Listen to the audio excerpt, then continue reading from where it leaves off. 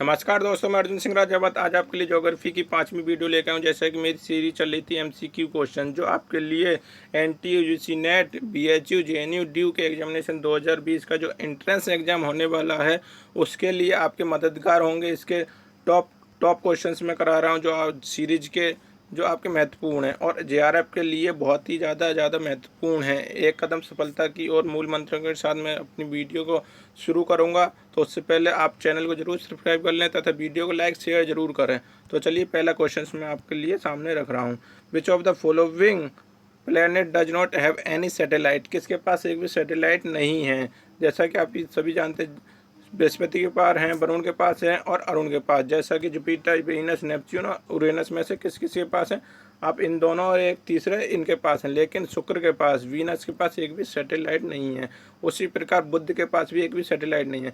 बाकी बचे प्लेनेट के पास सभी के पास एक या एक से अधिक सैटेलाइट हैं। और आप कमेंट बॉक्स में ज़रूर बताएंगे सबसे ज़्यादा सैटेलाइट किस किस प्लेनेट के पास हैं। तो आप ज़रूर कमेंट बॉक्स में ज़रूर बताएंगे। तो चलिए नेक्स्ट क्वेश्चन मैं आप लोगों को बता रहा हूँ। In constitutions of the earth सीमा फॉर्म्स, तो इनमें से कौन सी सीमा, कौन सी परत का निर्माण करती है? पृथ्वी की संरचना में सीमा, देखिए साइमा लिखा लेकिन सीमा है, निर्माण करती है। तो कौन सी करती है? द्वितीय स्तर को। आप सभी जानते हैं जो आपका सीमा, श्याल, निफे, इसका सोएस के अनुसार 3 परतों के बारे में बताया गया है। तो ये कौन सी परत है आपकी? ये पृथ्वी का आकार सबसे पहले कौन सी परत पड़ती है? ये आपकी होगी श्याल, ये आपकी होगी सीमा, ये होगी आपकी निफे, जिसमें आपका लोहा की मात्रा पाई जाती है। तो चलिए इस वीडियो को लाइक ज़रूर करें। और आप लोगों को बता देखिए सीमा का नाम क्यों सीमा रखा गया है, क्योंकि इसमें सिलिका तथा मैग्नीशियम की मात्रा अधिक पाई जाती है। सीमा, सिलिका तथा मैग्नीशियम की मात्रा अधिक पाई जाती है, इसलिए इसका नाम सीमा रखा गया है। और निफे में क्यों रखा गया निफे का नाम? क्योंकि निकिल तथा फेरेनियम की मात्रा अधिक पाई जाती है। और श्याल क्यों रखा है? श्याल इसमें सीमा तथा एल्युमिनियम की मात्रा अधिक पाई जाती है, सिलिका तथा एल्युमिनियम की मात्रा अधिक पाई जाती है। तो चलिए नेक्स्ट क्वेश्चन की ओर बढ़ते हैं। देखिए निम्नलिखित में से किस का औसत घनत्व सबसे अधिक है? तो अब शुक्र का सबसे अधिक है, शुक्र का सबसे अधिक है। उसके बाद मंगल का है, उसके बाद आपका शनि, फिर बृहस्पति। तो आप सभी जानते हैं कि जो सबसे बड़ा ग्रह बृहस्पति, इसका घनत्व सबसे कम है, लेकिन इसका आयतन, वॉल्यूम सबसे सभी ग्रहों में सबसे अधिक है। तो चलिए नेक्स्ट क्वेश्चन की ओर बढ़ते हैं। देखिए पृथ्वी की उत्पत्ति संबंधित ज्वारीय सिद्धांत के जनक हैं। तो देखिए सभी ने अलग अलग परिकल्पना की थी। होमर, हैट और लिटरल अलग अलग, रसेल लिटरन की अलग अलग, जेम्स जीन और जेफरिन की, चैमल एंड मोल्टस की अलग अलग संकल्पनाएं दी थी। तो ज्वारीय की संकल्पना जेम्स तथा जी ने दी थी, और आपकी चैम्बरलिन तथा रसेल की या होमर हाइट की। आप जरूर कमेंट बॉक्स में बताएंगे कि ये कौन कौन सी परिकल्पना दी थी। तो आप अगली वीडियो जो भी डालूंगा इनके तीनों के बारे में बताऊंगा कौन कौन सी परिकल्पना दी थी। तो इसका सही आंसर है जेम्स तथा जेफरी ने दी थी ज्वारीय परिकल्पना। नेक्स्ट क्वेश्चन, निम्न ग्रहों में कौन सा सूर्य से निकटतम है? सबसे पास ये सूर्य है, उससे निकटतम कौन सा ग्रह है? तो आप सभी जानते हैं बुध ग्रह सबसे निकटतम है। देखिए जब हम सीक्वेंस की बात करते हैं, मान लीजिए ये सूर्य है, सबसे पहले आपका बुध पड़ेगा, फिर आपका शुक्र पड़ेगा, फिर आपकी पृथ्वी, फिर आपका मंगल, फिर आपका बृहस्पति, फिर आपका शनि जिसको सैटर्न बोलते हैं आपके, उसके बाद आपका पड़ेगा। तो इस प्रकार आपके 8 ग्रह हैं, बुध, शुक्र, पृथ्वी, मंगल, जुपिटर जिसको आप बृहस्पति बोलते हैं, सैटर्न, शनि, अरुण, वरुण। आप ये सब देख सकते हैं। वीनस, मरकरी, जुपिटर, प्लेटो को निकाल दिया गया है। तो इसमें सबसे निकटतम कौन सा ग्रह? बुध ग्रह सबसे निकटतम है। नेक्स्ट क्वेश्चन, देखिए भूपृष्ठीय चट्टानों की रचना निम्नलिखित में से तत्व का सर्वाधिक योगदान है? तो किसका सर्वाधिक? ऑक्सीजन का सर्वाधिक योगदान है। देखिए modern are form in which of the following stage of the normal cycle of erosion?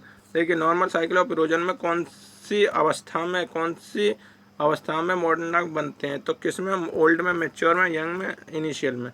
तो ओल्ड में बनते हैं। आप सभी जानते हैं जब नदी अपर्दन की अंतिम अवस्था होती है इस जगह, तो जो छोटे छोटे टीले होते हैं उसी को आपका मॉडर्न नाग ने कहा है, मॉडर्न नाग नाम दिया है। तो आप कमेंट बॉक्स में बताएंगे मॉडर्न नाग किसने दिया है, तथा पेंग के जो टीले थे मॉडर्न नाग के, उनको पेंग ने क्या नाम दिया है। तो दोनों आप कमेंट बॉक्स में ज़रूर बताएंगे।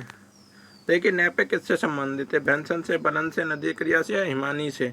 तो किससे संबंधित है आपका? बलन से संबंधित है, फोल्डिंग से नेपे। देखिए कंदरा काम्स इज द करेक्टरिस्टिक ऑफ किसकी है? Glacier topography, marine topography, karst topography, arid topography. तो आप देख रहे हैं कास्ट टोपोग्राफी है, कास्ट स्थलाकृति की ये संबंधित है। देखिए first action is related to which one of the following type of the weathering? किस बेदरिंग के संबंधित या अपक्षय से संबंधित है आपका तुषार, जिसको आप कहते हैं फर्स्ट एक्शन? तो तुषार क्रिया तो किससे संबंधित है? भौतिक अपक्षय से संबंधित है, भौतिक अपक्षय से। निम्नलिखित में से ग्रहों में कौन से बड़े आयतन परंतु कम घनत्व? तो जैसा कि मैंने ऊपर आंसर बताया था, विच of the planets has greater volume but low density? तो कौन सा? बृहस्पति ग्रह। बृहस्पति ग्रह में सबसे ज्यादा आयतन होता है परंतु सबसे कम घनत्व होता है, बुध, शुक्र और मंगल तथा अन्य ग्रहों की अपेक्षा। देखिए बहुत इंपॉर्टेंट क्वेश्चन। देखिए वायुमंडल की संरचना मंदमंडल स्थित है, मिजोस्फीयर जिसको कहते हैं, मिजोस्फीयर लाइज बिटवीन, तो किसके मध्य है? तापमंडल, वायुमंडल, समतापमंडल, तापमंडल के बीच, क्षोभमंडल, तापमंडल के बीच, वायुमंडल या आयनमंडल के बीच? तो सबसे सही आंसर क्या होगा आपका? तापमंडल, समतापमंडल एवं तापमंडल के मध्य स्थित है, स्ट्रेटोस्फीयर एंड थर्मोस्फीयर के बीच स्थित है। तो आप सभी जानते हैं जैसे जैसे हम पृथ्वी, ये मान ली पृथ्वी, उसके आगे आपका पड़ता है क्षोभमंडल, फिर आपका समतापमंडल, फिर मध्यमंडल, फिर आयनोस्फीयर, फिर तापमंडल, फिर वायुमंडल। ये इस प्रकार से हैं। स्ट्रेटोस्फीयर सबसे पहले है, टोपोस्फीयर, उसके बाद स्ट्रेटोस्फीयर, मिजोस्फीयर, थर्मोस्फीयर जिसमें आयनोस्फीयर भी है, जिसकी सबसे निचली पे आयनोस्फीयर, फिर आपका थर्मोस्फीयर, फिर आपका एक्सोस्फीयर। इस प्रकार से ये परत है आपकी वायुमंडल की। तो आपका answer is clear, second option is the right answer.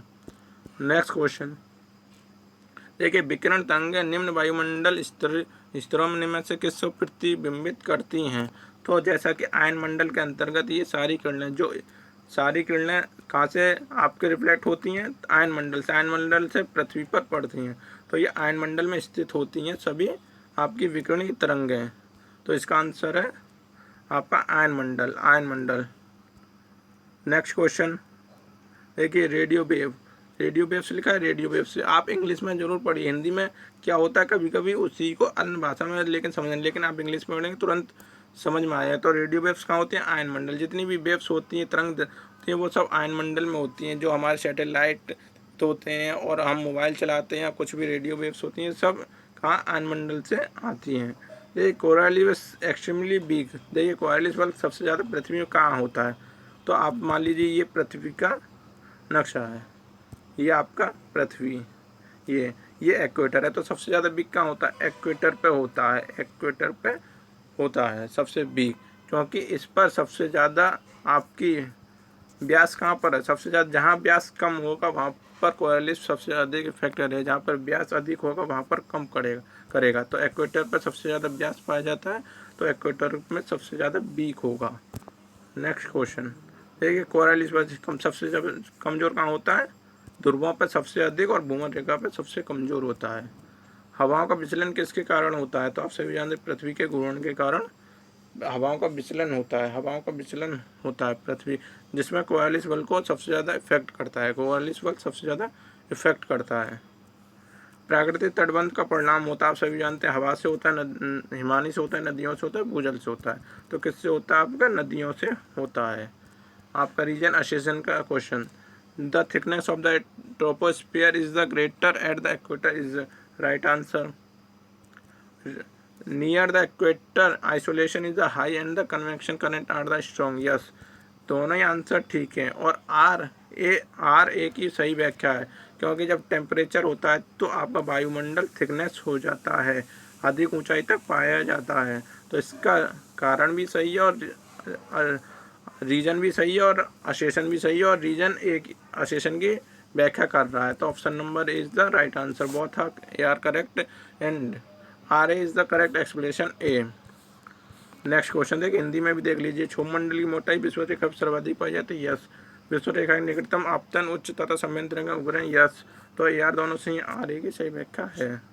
देखिए, topic of the cancer in India passes through कहाँ से गुजरती है? नागपुर, इलाहाबाद, रांची, लखनऊ। वर्तमान का प्रयागराज हो गया इलाहाबाद, तो रांची से गुजरती है रेखा। और आप लोगों को बता दूं, ये आपका भारत के बीचों बीच से आपका ये गुजरात का है, ये आपका मिजोरम का है।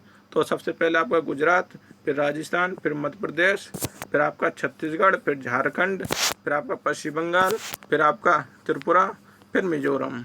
तो ये 8 राज्य हैं। 1 2 3 4 5 6 7 8 राज्य हैं।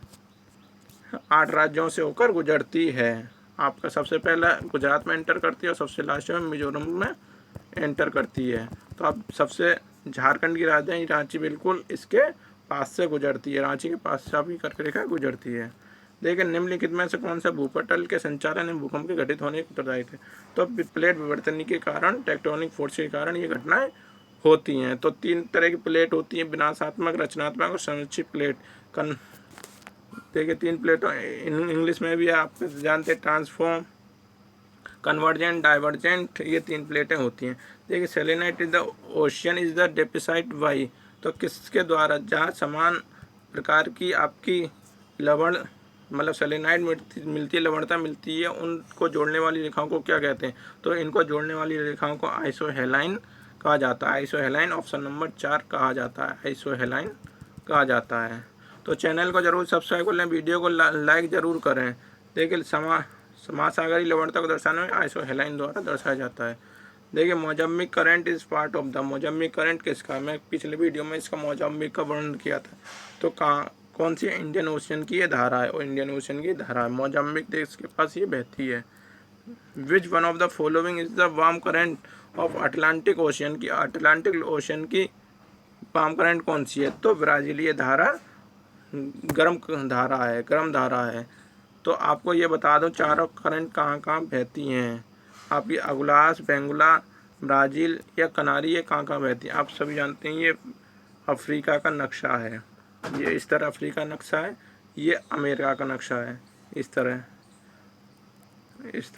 आपका अमेरिका का है। तो ब्राज़ील देश यहाँ ब्राज़ील बहती है, ये अगुलास की, बेंगुला की धारा बहती है, कनारी की धारा बहती है। इस तरह धारा बहती है। तो आप सभी जानते हैं। तो ब्राज़ील की धारा एक गर्म धारा है। जो धारा इक्वेटर से पोल की तरफ चलती हैं वो हमेशा गर्म करंटें होती हैं, और ज़्यादातर गर्म करंटें 95% गर्म करंटें हमेशा महाद्वीपीय के पूर्वी किनारे पे तथा महासागरीय पश्चिमी किनारे पे आप लोगों को मिलेगी। जैसे हम ये ब्राज़ील की जो धारा बहती है आपका ये, तो ये महाद्वीप का पूर्वी किनारा हो गया, लेकिन महासागर का ये पश्चिमी किनारा हो गया। तो 95-98% आपकी धाराएं, या कहिए 100% तक धाराएं सारी महाद्वीप के पूर्वी किनारे तथा महासागर पश्चिमी किनारे हमेशा बहती हैं। इसका रीज़न भी मैं आपको बताऊंगा वीडियो में, इसके अगली वीडियो में। तो चलिए, इस चैनल को जरूर सब्सक्राइब करें, वीडियो को लाइक करें। देखिए, the general movement of the ocean current in the northern hemisphere is the clockwise and in the southern hemisphere anticlockwise is the right assertion. The Coriolis force is the reflection force that flow the Ferrel law is right answer. तो A R दोनों सही हैं, और correct explanation A is the R. तो option number 1 is the right answer. तो इसमें भी देख लीजिए, उत्तरार्ध गोलार्ध में सामुद्रिक धाराएं सामान्य संचालन दक्षिणावर्त तथा दक्षिण गोलार्ध में वामावर्त होता है, is the right answer. Qualis बल ये विचलन बल है, यह जो फेरल नियम का अनुपालन करता है, बिल्कुल सही है। तो ए आर दोनों सही है, आर ए की सही व्याख्या है, ऑप्शन नंबर ए। देखिए, which of following not pastoral nomad. तो कौन सा नहीं है, मतलब खानाबदोश कौन सा नहीं है? तो पिग्मीज नहीं है, पिग्मीज नहीं है। तो पिग्मीज कहाँ पाए जाते हैं? ये अफ्रीका आपका नक्शा है, ये पिग्मीज कहाँ पाए जाते हैं? तो ये यहाँ पाए जाते हैं, कांगो बेसिन के पिग्मीज कहा जाता है। जो कांगो बेसिन है आपका, पिग्मीज इस जगह पाए जाते हैं। नेक्स्ट क्वेश्चन, भारत के कोल तथा श्रीलंका के बेद्दा किससे संबंधित है? किस प्रजाति से संबंधित है? आपका नेग्रो से, ऑस्ट्राइड, मंगोलाइड, नेग्रोड से। किससे संबंधित है? आपका ऑस्ट्राइड से संबंध रखते हैं।